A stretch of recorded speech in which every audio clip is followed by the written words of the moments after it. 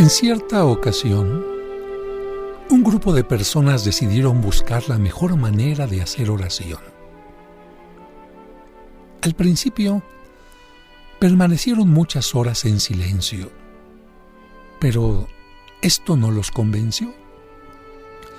Entonces se pusieron de rodillas y juntaron sus manos. Pero esto tampoco fue de su agrado. Luego utilizaron palabras, pero no se sintieron contentos. A las palabras añadieron el canto y como comenzaron a sentir que estaban cerca de su meta, añadieron también la música. Entonces, como una inspiración celestial, comenzaron a mover delicadamente cada parte de su cuerpo. Comprendieron en ese momento que no era su mente o el corazón quien dirigía sus pasos, sino el propio espíritu interno que danzaba abrazado de su Creador.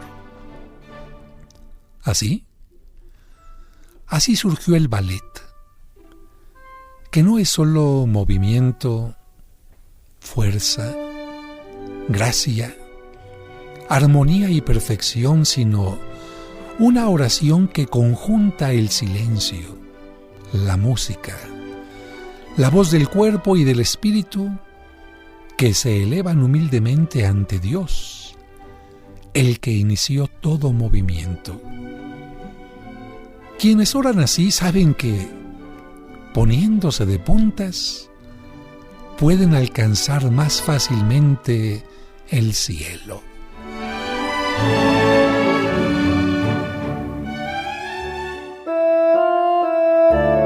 Ella es la mujer más importante de nuestra fe católica. Dios te salve María, Virgen sin mancha. Ella es la Virgen María. Pero para que conozcas más sobre su vida y sus advocaciones, ya está aquí el Padre José de Jesús Aguilar Valdés, la voz amable de la radio, para que te acompañe en tu camino en este sábado mariano.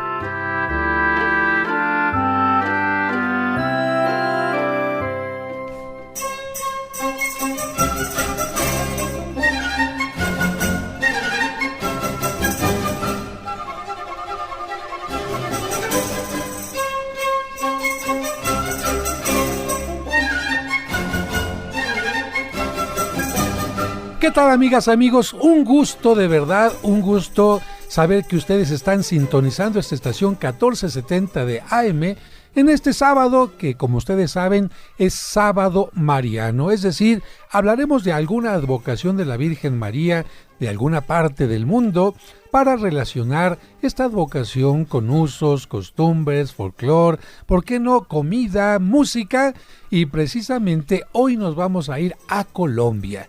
Seguramente si le preguntan a usted algo de Colombia, pues a lo mejor lo único que dirá será cumbia, cumbia, cumbia. Muy bien, pero ¿quién inventó la cumbia? ¿Cuáles son los grupos que más suenan? ¿Cuál es la canción más utilizada? ¿Cómo se baila la cumbia? Bueno, a lo mejor no podrá contestar. ¿Qué es lo que comen en Colombia? A lo mejor usted dirá, padre, yo puedo decirle algo más, fíjese que narcotráfico, ya lo vi en las novelas, las mansiones allá perdidas un poquito en la selva con alberca y una gran cantidad de cosas porque lo vi en una película. Bueno, pues vamos a hablar un poquito qué tiene que ver este pueblo con la fe, a quién está dedicado en la parte mariana el pueblo colombiano, y para hablar de esto le doy la bienvenida a nuestro productor y co-conductor Sergio Enríquez. ¿Cómo está, Sergio? Muy buenas tardes. Padre José, muy buenas tardes, amigos, buenas tardes, bienvenidos a una emisión más de En tu Camino en sus sábados marianos. Y padre, permítame presentar a nuestro invitado de hoy, que platicará con nosotros sobre esta importante advocación mariana. Está con nosotros de invitado Raúl Mauricio Hernández. Muy buenas tardes, Raúl. Muy buenas tardes, padre, buenas tardes, Sergio. Con mucha alegría, muy contento, padre, de poder estar con ustedes esta linda tarde. Yo les quiero preguntar a ustedes dos que están aquí en la mesa, ¿cuántas maneras hay de representar a la Virgen María? ¿En qué técnicas han visto ustedes que los fieles representan a la Virgen María. Evidentemente, una imagen es eso, una imagen con la cual alguien trata de plasmar el amor, el afecto, el cariño, la devoción a la Virgen María. Pero, por ejemplo, ¿cómo podría ser yo a la Virgen María? ¿En qué técnicas conocen ustedes? Pues podría ser primeramente la escultura. Yo creo que fue de las primeras representaciones de la Virgen María en escultura, también la pintura. Y bueno, en ambas, tan solo en estas dos técnicas, pues se utilizan diferentes materiales. En la escultura hemos visto que hay algunas imágenes que fueron hechas en pasta de caña, por ejemplo en madera, también en piedra. En pintura, bueno, pues técnicas al óleo, técnicas al fresco, acuarela, grabado, muchas, Padre José. Efectivamente, fíjate que la primera pintura que se conoce de la Virgen María está hecha en esta técnica al fresco, que se llama así porque el que va a pintar tiene que poner el yeso, el estuco sobre la pared. El yeso, bueno, está mezclado con agua, es polvo mezclado con agua, y cuando está fresco todavía el yeso, es decir, está húmedo, hay que poner la pintura que está diluida con agua. Haz de cuenta que fuera una acuarela y entonces pinta sobre la pared y cuando se seca la pared, chupa la pintura y se quedó para siempre el color. Por eso se llama pintura al fresco. Y la más antigua que existe de la Virgen María es una pintura que está en las catacumbas de Santa Priscila, es decir, en un cementerio subterráneo donde está la Virgen María como madre. Es decir, está cargando al niño Jesús, que es la advocación más conocida en todo el mundo. María, Madre de Dios. María, Madre de Jesucristo. Después vendrán otras advocaciones como Madre de la Iglesia, María, Madre de la Paz, Reina de los Apóstoles, etc. La advocación más antigua es como Madre. Y fíjense, amigos, que hay una cuestión muy curiosa en el mundo occidental y en el mundo oriental. En el mundo oriental, sobre todo la Iglesia ortodoxa, allá en Grecia, en Rusia, no les gusta, casi tienen prohibida la escultura de cualquier imagen de Cristo, de la Virgen, de los santos. Allá tienen que ser imágenes pintadas, lo que conocemos nosotros como íconos. En cambio, a la gente acá de estos lugares de Europa o especialmente de México, como que la gente quiere más el bultito, la imagen con tercera dimensión, es decir, que se pueda rodear, que se pueda palpar más fácilmente. Para ti, Raúl, ¿cuál es la imagen más querida? ¿Cuál es la que más conoces de la Virgen María? Pues conozco algunas, padre. Pues yo creo que aquí en México la que más recordamos o la que más tenemos presente pues es la de la Virgen de Guadalupe, aunque esto pues no es una pintura que haya realizado alguna persona, sino que más bien es una manifestación de la divinidad de Dios y su omnipotencia, manifestada en este caso a través de la Virgen. Pues yo me quedo pensando mucho, aunque no es precisamente a la Virgen en sí como tal, yo me quedo mucho pensando en esta obra de Miguel Ángel, que es la Pietà, al menos la más famosa, ¿no? La que está ahí en Roma, donde está la Virgen cargando a Jesús que acaba de ser bajado de la cruz. Es una imagen que está hecha en mármol, es una escultura hecha en mármol y tiene una técnica muy bonita, se ve muy finita la escultura y esa es una de las que más me vienen a la mente en este momento, pero pues sí podemos pensar en muchas representaciones como la de Juquila, la de Zapopan, aquí en México, ¿no? Por mencionar algo, la Virgen del Cobre, estoy allá en Cuba, la Aparecida en Brasil, por mencionarles algunos ejemplos, ¿no, padre? Fíjate que la Piedad la hizo Miguel Ángel cuando tenía menos de 25 años. Es una imagen muy hecha a la manera del Renacimiento, porque en el Renacimiento se trataba de que las imágenes siguieran un patrón, o un círculo, o un cuadrado, o un triángulo. Si la gente conoce la imagen de la Piedad, donde está la Virgen cargando a Cristo, es como si fuera un triángulo. La cabeza de la Virgen es la puntita del triángulo y después se va abriendo poco a poquito. Y fíjense que no es lo mismo una escultura que un modelado. Por ejemplo, el barro, yo no lo voy a esculpir, el barro yo lo voy a modelar.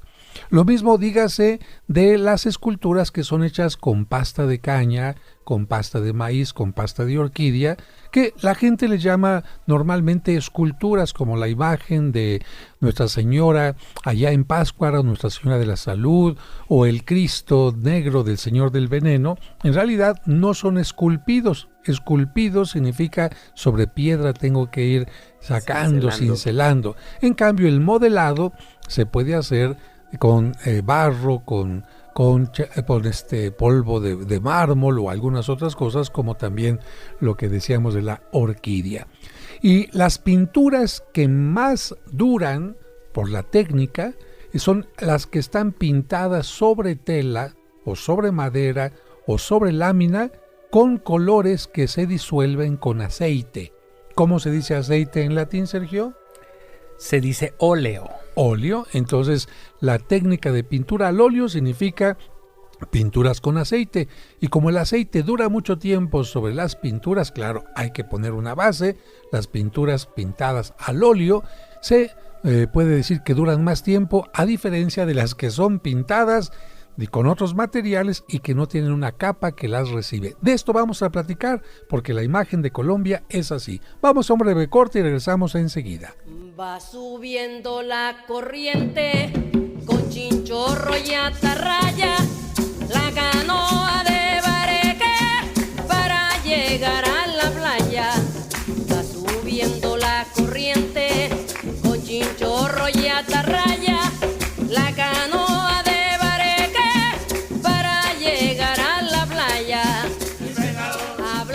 Hacemos una pausa y regresamos muy rápido para seguir escuchando este sábado mariano dedicado a la Virgen de Chiquinquirá de Colombia. Estás escuchando En tu Camino. En tu Camino. Con el Padre José de Jesús Aguilar Valdés, la voz amable de la radio. ¿Sabías que si lees un poquito cada día durante un año vas a entender todo lo esencial de la Biblia? Conocerás el origen del pueblo judío, cuál es el sentido de los 10 mandamientos, conocerás la relación entre el Antiguo y el Nuevo Testamento, las palabras de Jesucristo y muchos temas más. 365 días para acercarse a Dios es un libro del Padre José que te hará descubrir que Dios está más cerca de ti de lo que te imaginas. Pregunta por él en la parroquia de los Santos Cosme y Damián, Serapio Rendón 5, Colonia San Rafael, a 2 calles del Metro San Cosme o a 3 calles del Metrobús Revolución.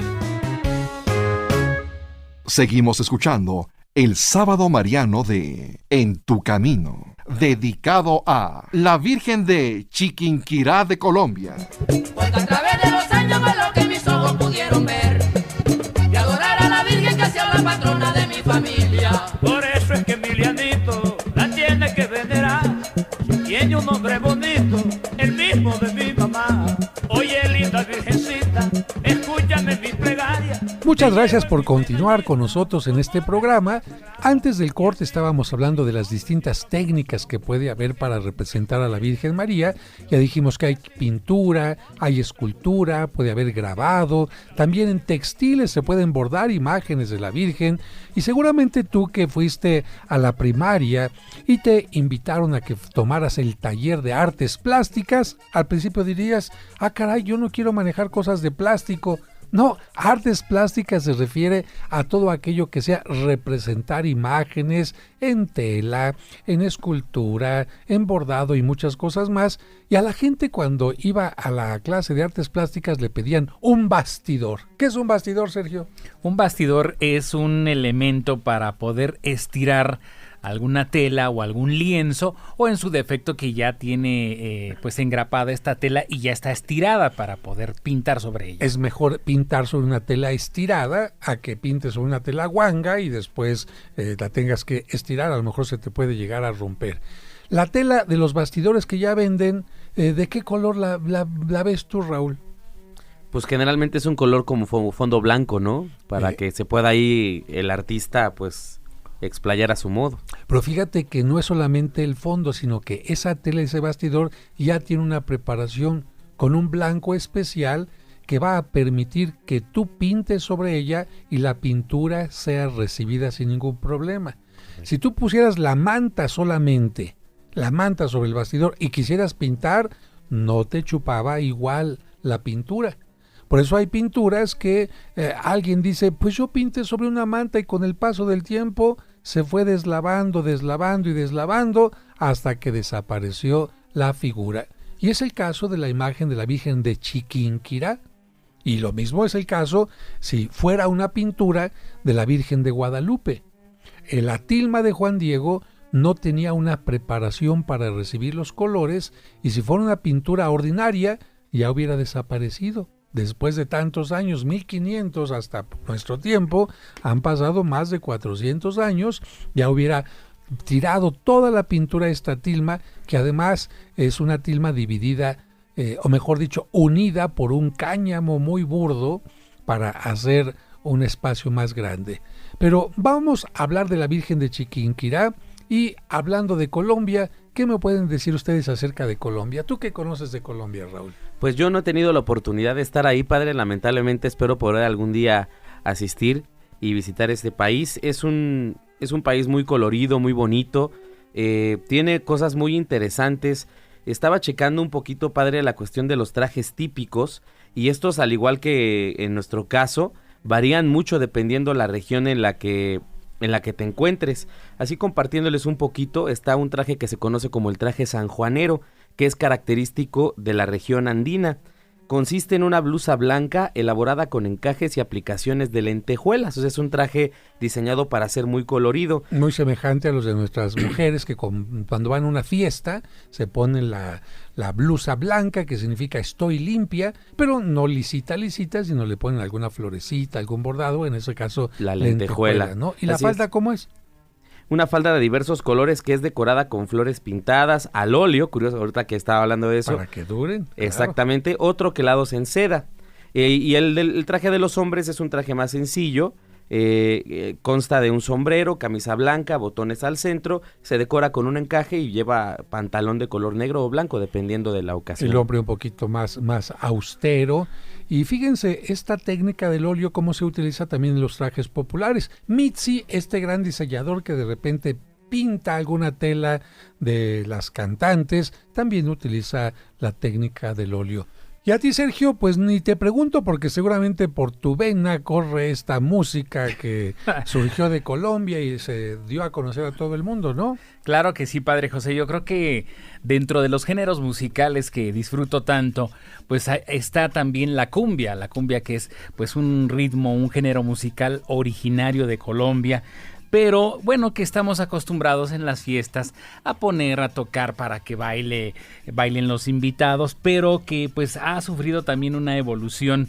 Al paso de los años, la cumbia, pues se le puso el bajo eléctrico, el sintetizador, el teclado, en fin, una instrumentación muy moderna. ¿El acordeón es parte de la cumbia? El acordeón es parte de la cumbia, pero digamos que la cumbia vallenata. Estamos hablando de Valledupar, que es un valle que se encuentra en uno de los departamentos de Colombia. Allá no se llaman estados, se llaman departamentos. Hay un valle muy famoso de donde salen muchos artistas y ahí está el género vallenato que se toca con acordeón. Ah, entonces vallenato viene de valle. Yo pensé que era algo de la ballena. Como así, del ballenito chiquito, no. Ajá.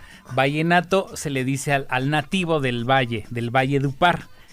Y la cumbia con acordeón se conoce como cumbia vallenata, aunque la cumbia original pues se tocaba primeramente con gaitas y tambores, no había piano, no había acordeón, no había bajo, ni tololoche o contrabajo, era nada más tambores y gaitas y cantos así como lamentos de los esclavos y todo eso. Pero bueno, Colombia también tiene muchos ritmos como el porro, el mapalé, pues el currulao, un montonal de ritmos. De tus amigos. Sí. El currulao. Un saludo para el mapalé. Así le vamos a decir ya, Sergio. Pero yo creo que la cumbia es de lo más conocido a nivel mundial y también, bueno, han entrado a este país Colombia otros ritmos como el merengue, que es dominicano, como la salsa, que pues se dice que es de Puerto Rico o hecha en Nueva York por puertorriqueños, pero pues ya también tienen su espacio los salseros colombianos. Fíjense, amigos, qué interesante, incluso aunque hablamos un mismo español, cuántas diferencias puede haber. Si usted va a Colombia y una muchacha le dice te invito a mi departamento, significa lo está invitando a su estado. A que conozca su lugar de origen, claro. El otro se va a emocionar, va a decir, ay, me invitó a su departamento y es Oye, la zona. Te invitó a mi departamento. Perdón, Bueno, sí, a Tolima. Pues ahora imagínense ustedes hablar de Nuestra Señora de Chiquinquirá. Estamos hablando de esto para que usted se imagine el día de la fiesta, cómo va a llegar la gente, pues con sus faldas pintadas con flores al óleo, los hombres de blanco con una botonadura muy hermosa. ¿Qué música se va a escuchar en torno a la fiesta? Claro, dentro de la iglesia, los cantos religiosos, pero fuera, la música colombiana, los tambores, la cumbia. ¿Y qué va a haber por ahí en los puestitos de comer? Pues las famosas arepas acompañando los platillos tradicionales, que puede ser con carne de cerdo y una especie de salsa con jitomatito. ¿Qué más podrá comerse por allá? Pues también está el caldo criollo, que es de lo más tradicional de Colombia. Es un caldo así muy, muy complementado, muy rico. Lleva carne, pollo, lleva verdura. Bueno, es semejante al consomé que aquí tenemos. Y las arepas, pues son esas gorditas que vienen a acompañar los platillos como con nosotros el pan o las tortillas. Exactamente, Sergio. Y justamente para ellos las arepas tienen esa importancia, tienen ese carácter, ese simbolismo tan importante como para nosotros la tortilla.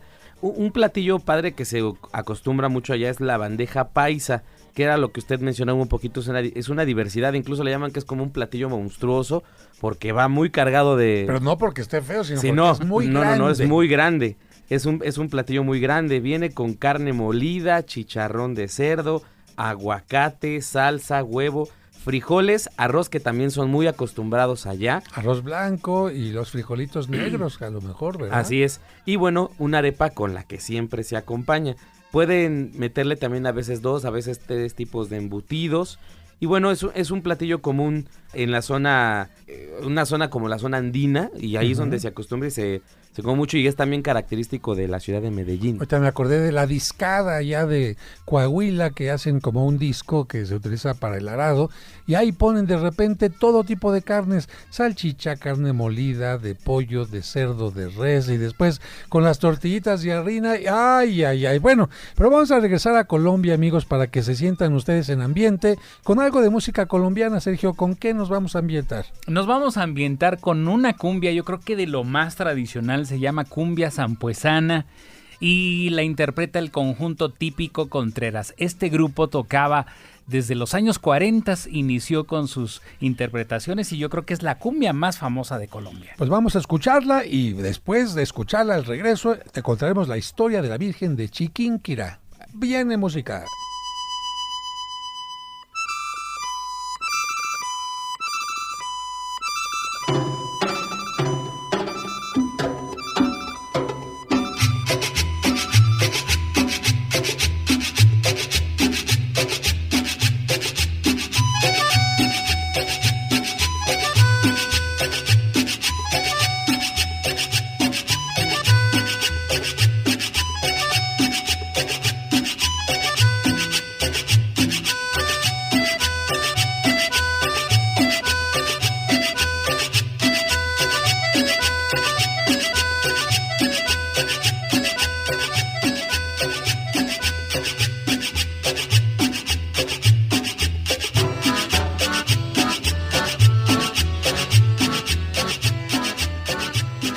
Hacemos una pausa y regresamos muy rápido para seguir escuchando este sábado mariano dedicado a la Virgen de Chiquinquirá de Colombia.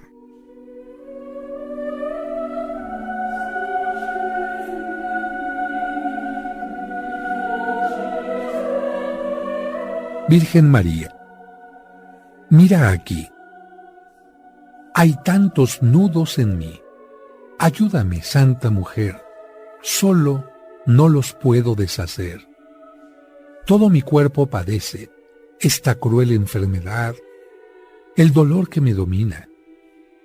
Mi alma no soporta. Yo no estoy ya preparado para este final. ¿Será quizá esta prueba que yo deba superar? No soy santo ni merezco ser un mártir en el cielo. Soy pecador, te confieso. Dame más tiempo, te ruego, para cambiar mi vida. Tan solo tiempo te pido para pedir perdón a los que ofendí, para perdonar y para devolver bondad y amor sin fin.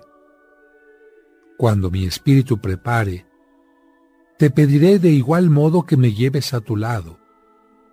Con tu poder infinito que los nudos desata, quita de mi mal una parte que me pueda alivianar. Si tú desatas mis nudos, oh Virgen, yo te prometo traerte mi alma, mis sueños, todo mi amor completo.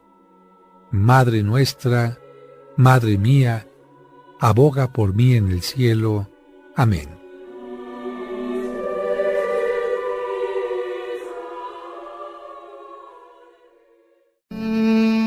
En tu camino.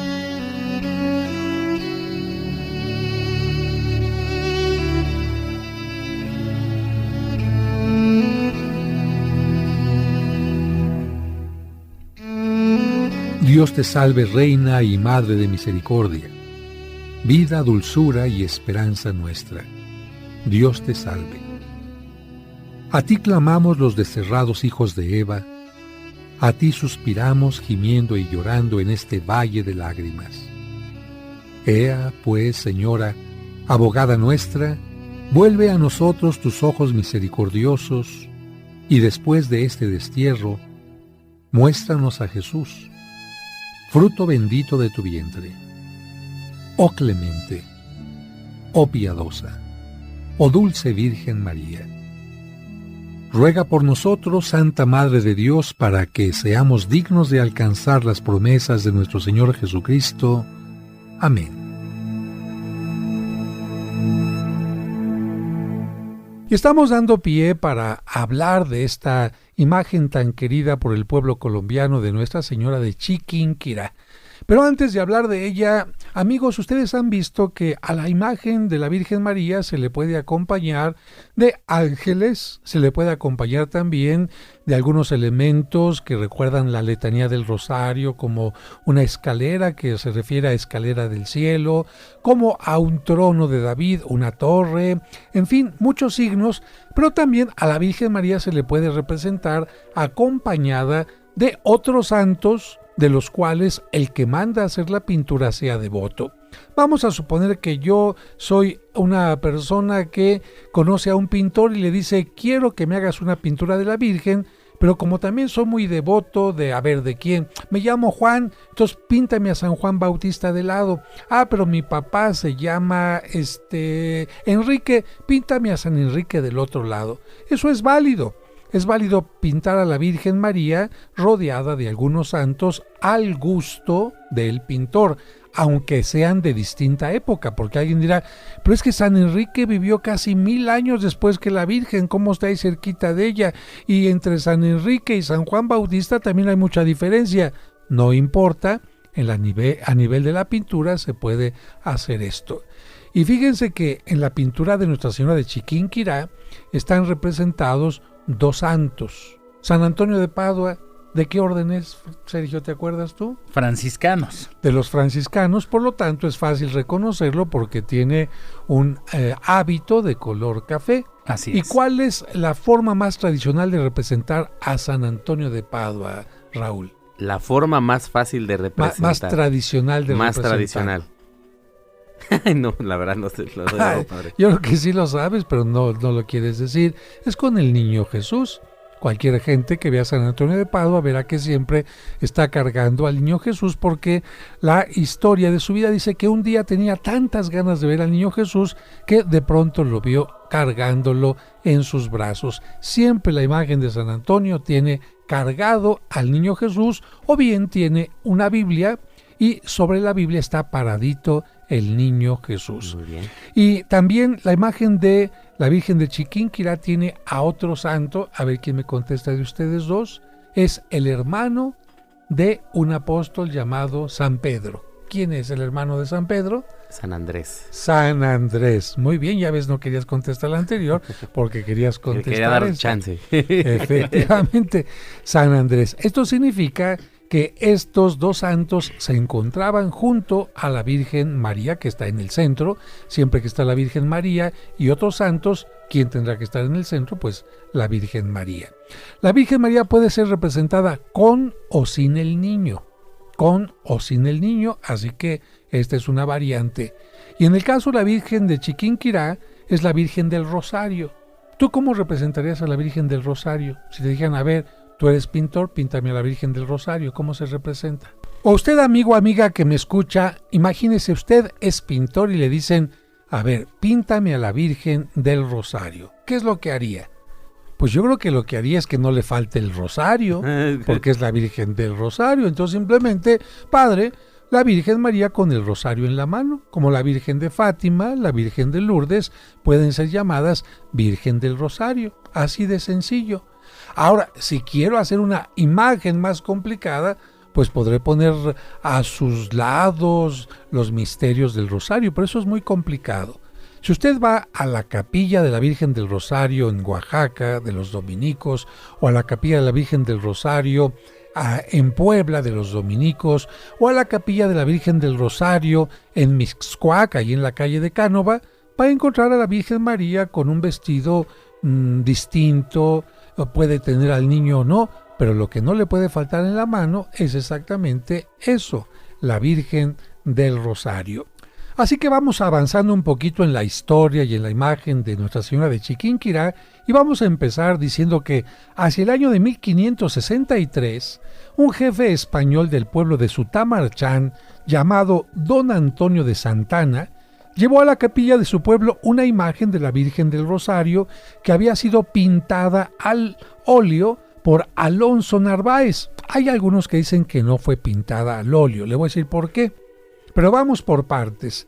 El encargo de pintar a la Virgen había sido primero eso, solo pintar a la Virgen, pero cuando llegó el que había hecho la petición y vio huecos a los lados, es decir, a los lados de la tela, dijo, ¿y ahora qué hacemos? Y entonces dijo, pues vamos a llenar esos huecos y pinta por favor al lado derecho de la Virgen a San Antonio de Padua.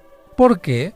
Pues el pintor era Antonio de Santana, entonces píntame por favor a mi patrono y con el niño Jesús, por supuesto, como debe de ser San Antonio, y del otro lado me vas a poner a San Andrés con la cruz que lo crucificaron. ¿Cómo fue la forma de crucifixión de San Andrés? ¿Una cruz normal, Sergio? No, fue una cruz en forma de X. Así es, así que San Andrés vestido como apóstol y con la cruz en forma de X. ¿Pero dónde colocaron el cuadro? ¿Tú te acuerdas un poquito, Raúl? Pues mire, padre, el cuadro se colocó en la capilla precisamente de ese lugar, de Sutamarchán. Esta capilla tenía el techo de paja, y esto hizo que en épocas de lluvia el agua se filtrara formando goteras por obvias razones. Así poco a poco, de gotita en gotita, la pintura se fue deteriorando hasta que unos años después estaba casi totalmente borrada. El agua es tremenda para las pinturas, ¿eh? Algunos párrocos, lamentablemente, aunque no tienen una iglesia con techo de paja, tienen una gotera y no le dan atención y dicen una gotita. No, la gotita va cayendo y no solamente llega a levantar la pintura, sino incluso a hacer un agujero en la tela. Por eso hay muchas pinturas que están agujeradas, no porque las hayan balaceado o porque haya llegado polilla, sino precisamente por este tipo de situaciones. Lo primero que hace la gotita es levantar la capa de una especie de barniz que se pone a la pintura ya que se hizo.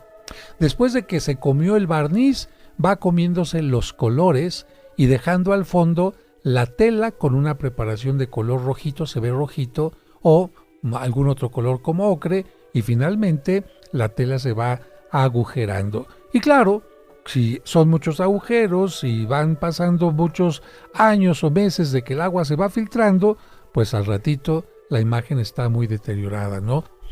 15 años después, ya para 1578, pues había pasado ya tanta agüita que el cuadro, ¿cómo estaba, Sergio? Pues Padre José, amigos, el cuadro estaba ya muy mal. Digo, estaba tan mal que apenas se podía imaginar la pintura original, por lo que el párroco del lugar lo quitó y lo envió a una finca que el donante, les decíamos el señor Santana, tenía precisamente en Chiquinquirá, ¿Cómo se llamaba esta finca? Esta se llamaba Aposentos. Claro, si ya la imagen no se ve, pues ya no la voy a tener en un lugar que la gente le rinda culto. Y acá por respeto dijeron, pues ahí está su obra, ya no se ve, le regresamos la telita, a ver qué hace usted con ella. Y afortunadamente no la quemaron porque en aquel tiempo, vamos a decir incluso hasta el principios del siglo XIX, cuando una pintura ya se deslavaba, estaba mal, no había esa idea de restauración, sino que se hacía con la pintura, con los textiles que usaban los sacerdotes, ornamentos, aunque tuvieran hilos de plata. Si ya estaban mal, se quemaban. Hoy las sacristías tenían un agujero como pozo al fondo donde metían todo lo sagrado para que no se le faltara el respeto, y ahí se iban deshaciendo. El caso mismo sucedió con la Virgen de San Juan de los Lagos, se fue desfigurando y vámonos para la bodega. Ya estaba a punto de deshacerle el párroco, pero una religiosa allá en San Juan de los Lagos pues le agarró cariñito y gracias a eso no la destruyeron. Pero fíjense, amigos, que 7 años después de esto que le estamos contando, llegó de España una sencilla mujer llamada María Ramos, que era familiar de la esposa de don Antonio de Santana, el que mandó pintar la imagen, y se ofreció para trabajar como doméstica, así se decía elegantemente, a las sirvientas en la casa en Chiquinquirá.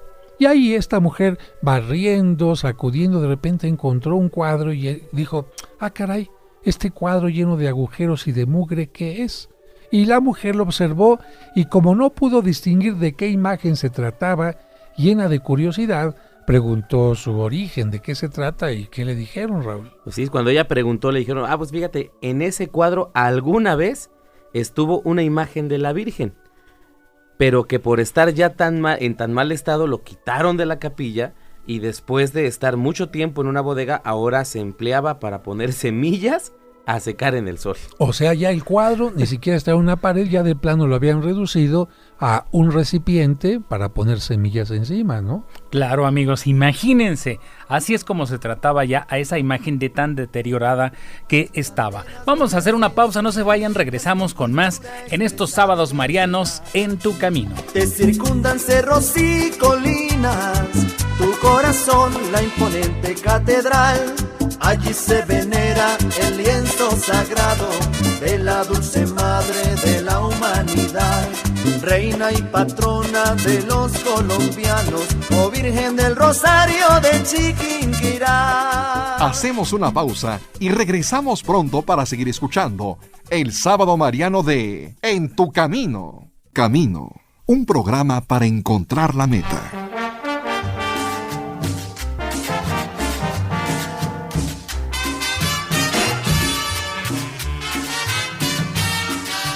Muchas gracias por continuar con nosotros. Imagínese, una pintura de la Virgen se estaba utilizando ya para secar las semillas. Algo semejante le pasó a un cuadro de Leonardo da Vinci, un cuadro de San Jerónimo que de repente se fue deteriorando, lo vendieron, un zapatero lo compró y dijo, le voy a cortar la carita, se me hace bonita, quién sabe quién será, y lo puso en su banquito.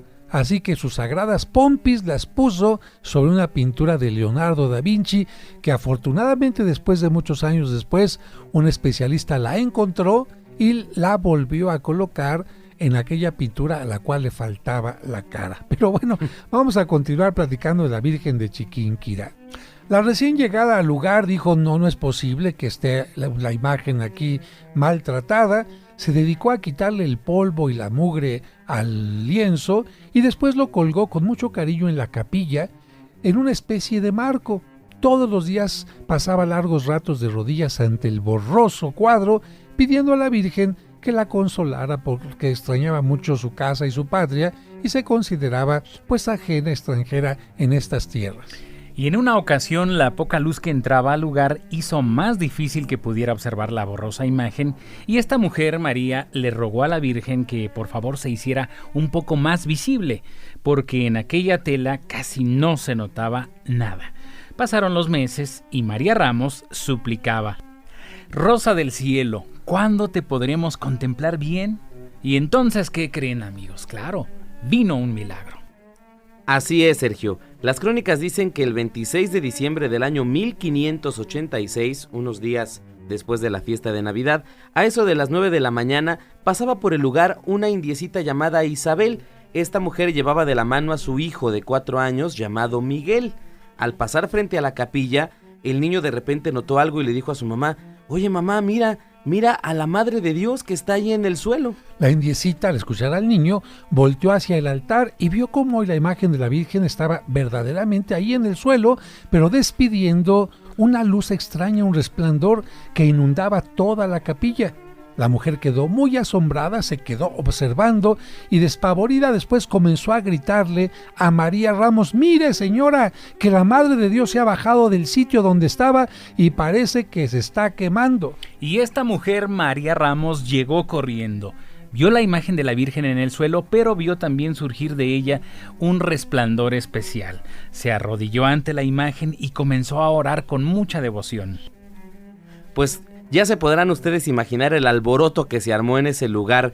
Tan fue así que acudió la esposa del dueño de la finca. Se trata de Juana de Santana. Pues allí estuvieron las 3 mujeres de rodillas un largo rato contemplando aquellos resplandores, algo pues totalmente inusual lo que estaba sucediendo. Las crónicas nos cuentan que estaba la milagrosa imagen en el suelo, estaba recostada, inclinada hacia el altar en el mismo sitio en el que acostumbraba hacer oración María Ramos. La pintura se había vuelto renovada, tenía unos colores que se podían describir como celestiales. Vaya, era una gloria el verla. La pintura se había renovado milagrosamente, ese fue el milagro. Cesaron los resplandores que despedía y de pronto, después de un rato, con respeto y devoción, todos se acercaron y levantaron de aquel sitio el cuadro y lo colocaron en el puesto que había ocupado antes, sobre el altar. Apenas estuvo colocado el cuadro en su sitio, llegaron otro tanto de mujeres del servicio y viendo la bendita imagen en aquella hermosura nunca vista y con el rostro tan encendido, renovada de colores toda la imagen, se quedaron asombradas y postrándose de rodillas, todos los presentes hicieron adoración y todo aquel día estuvo llena de gente la humilde capilla, pues muchos venían a dar gracias a Dios y a contemplar la maravillosa imagen y la celestial hermosura que se ve al presente. Así que, como pueden ver, desde el mismo momento en que estaba sucediendo el milagro, los gritos hicieron que se acercara cada vez y más gente de la servidumbre y después esto correría de boca en boca, de casa en casa y de ciudad en ciudad. Indios y españoles comenzaron a acudir de todos los alrededores y en un par de meses todo el territorio del Virreinato Nueva Granada, así se llamaba en aquel entonces, estaba informado del acontecimiento y lo más interesante, los milagros empezaron a multiplicarse. A los 15 días llegó el párroco de Sutamarchán a comprobar el hecho. Se quedó admirado de la renovación milagrosa. Habiendo reverenciado a la Virgen con mucha devoción, llamó a los testigos que habían presenciado la renovación y ante un escribano les hizo hacer declaraciones juramentadas de lo que habían visto con todos sus detalles. Todos declararon bajo la gravedad del juramento lo que acabamos de narrar, y el 10 de enero de 1587, en un sobre cerrado y sellado, fueron enviadas estas declaraciones al arzobispo de Santa Fe de Bogotá. El párroco, pues como encargado de aquella zona, encargado de que todo fuera verdad y no fueran historias, chismes, envió esta información firmada por testigos, pero el obispo, como debe de ser, tenía que ser más cauteloso porque muchas veces llegan ante los obispos casos de falsos milagros y por eso deben de tener mucha paciencia y mucha cautela. Por eso el arzobispo, al enterarse de que de todas partes llegaban peregrinos a rezar ante el famoso cuadro, dijo: no, vamos a detener esto, vamos a hacerlo todo como debe de ser, voy a enviar a 2 investigadores especiales a indagar todos los detalles y solo después de una investigación completa yo sacaré una conclusión. Los investigadores fueron, consultaron a la gente, hicieron preguntas, regresaron con el obispo y le dieron la información y el obispo todavía para cerciorarse dijo: yo voy a ir personalmente a ver cómo están las cosas. Y cuando llegó el obispo, vio la imagen y repitió una frase de Jacob que está en el libro del Génesis en la Biblia, que dijo: verdaderamente Dios está en este sitio y yo no lo sabía. Desde entonces acuden a aquel lugar personas de todas las regiones muy seguras de que recibirán favores, curaciones y conversiones, pero tenemos que decir que el milagro más grande y más frecuente que la Virgen de Chiquinquirá, o mejor dicho, Dios a través de ella, hace a sus devotos es el de la conversión, es decir, que dejen su vida de pecado y empiecen una vida como Dios la desea. De esta manera estamos hablando de ¿cuál fue el milagro entonces, muchachos? Pues es el milagro de la restauración milagrosa, padre, de esta imagen. Ajá, la renovación que sucede en muchos casos, como el caso de la Virgen de Juquila, la Virgen de San Juan de los Lagos, una renovación sobrenatural, y después de eso pues ya vendrán otros milagros, ¿no creen? Así es, padre.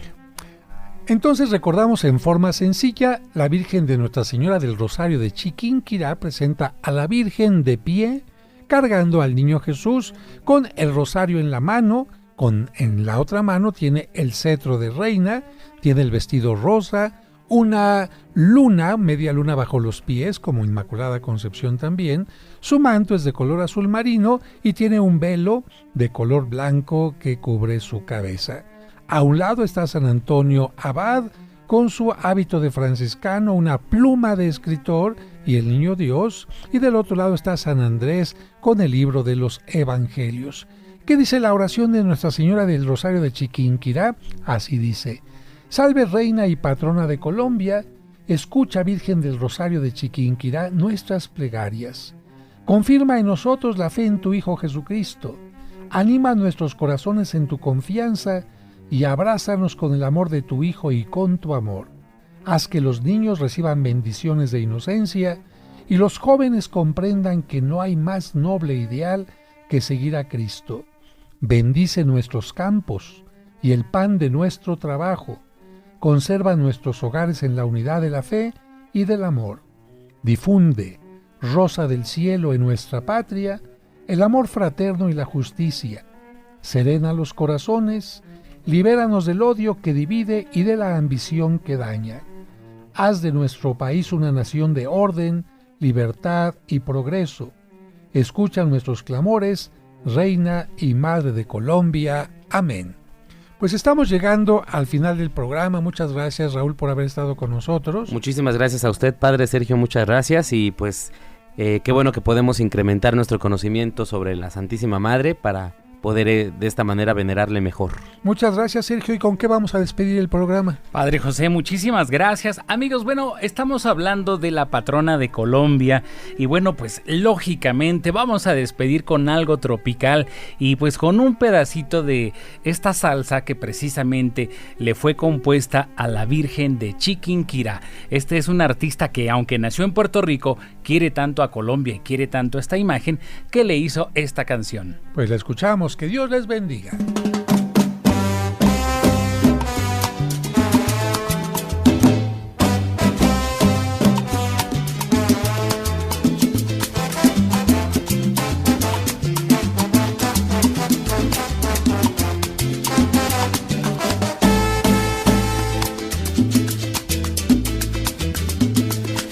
Virgen de Chiquinquirá, hoy beso tu lienzo para que tu hijo Jesús una mi pueblo.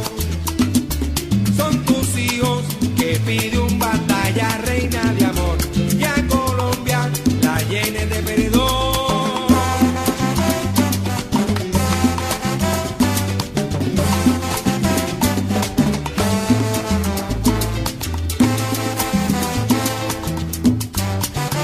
Y a mi San Antonio, a San Andrés, que contigo junto está en cuadro de paz. Bien por eso, chinita, todos pedimos así. Virgen de Chiquinquirá, danos luz y paz. Virgen de Chiquinquirá, danos luz y paz.